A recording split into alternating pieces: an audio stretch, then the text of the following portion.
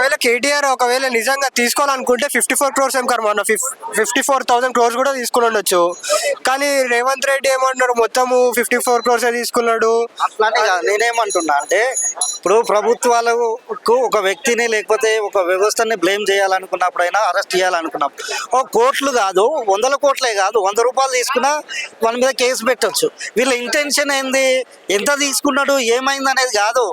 పబ్లిక్లో వీళ్ళని బ్లేమ్ చేయడం, బ్లేమ్ గేమ్ ఆడడం, దాని ద్వారా బీఆర్ఎస్ పార్టీని కొంచెం నెగిటివ్ చేయడం, నెగిటివ్ చేసిన తర్వాత రాజకీయ లబ్ధి పొందడం, దాని కొరకే వీళ్ళు వాడుకుంటారు తప్ప 50 కోట్ల 100 కోట్ల 1000 కోట్ల అని కాదు. ఇప్పుడు 1,00,000 కోట్ల స్కామ్ జరిగిందని చెప్పారు.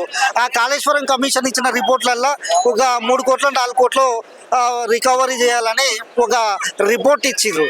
మన 3 కోట్లు 4 కోట్లు రికవరీ చేయొచ్చు కదా, చేయరు. ఎందుకు చేయరంటే ఈ 3 కోట్లు 4 కోట్లు రికవరీ చేసినప్పుడు ఏమవుతుంది అంటే 3 కోట్లే జరిగింది అవినీతి. వీళ్ళు నెక్స్ట్ రాజకీయంగా దాన్ని వాడుకోవడానికి వీలు లేకుండా పోతుంది. కాబట్టి ఆ 3-4 కోట్లు వీళ్ళు రికవరీ చేయట్లేదు. సో వీళ్ళు 1,00,000 కోట్లు అన్నారు, జనాలు నవ్వుకుంటారు 3 కోట్లు రికవరీ చేస్తే. ఇప్పుడు ఆ కమిషన్ చెప్పింది కూడా 3 కోట్లు 4 కోట్లు రికవరీ చేయాలని చెప్పింది.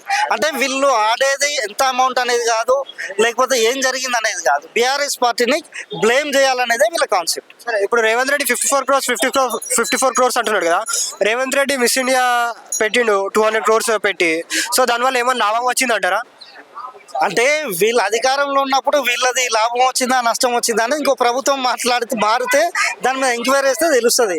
యాక్చువల్లీ వాళ్ళు భోజనాల కాస్ట్ లేకపోతే 1,00,000 రూపాయలని కూడా మనం సోషల్ మీడియాలో చూసినాం.